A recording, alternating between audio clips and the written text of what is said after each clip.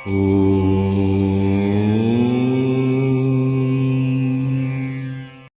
பயிற்சி என்றாலே மிகுந்த முக்கியத்துவம் வாய்ந்ததாக கருதப்படுகின்றது. காரணம் என்றால் 2.5 ஆண்டு காலம் ஒரு ராசியில தங்கி நமக்கு 12 ராசிகளை சுற்றி ஒரு 30 வருஷங்கள் டைம் எடுக்கின்ற ஒரு அற்புதமான பயிற்சி என்று சொன்னால் அது சனி பயிற்சி தான்.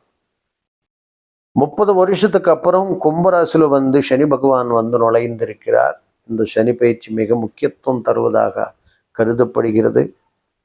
காரணம் என்றால் சனி பகவானுக்கு மூல திரிகோண வீடு ஆட்சி பலத்தோட கூடியது.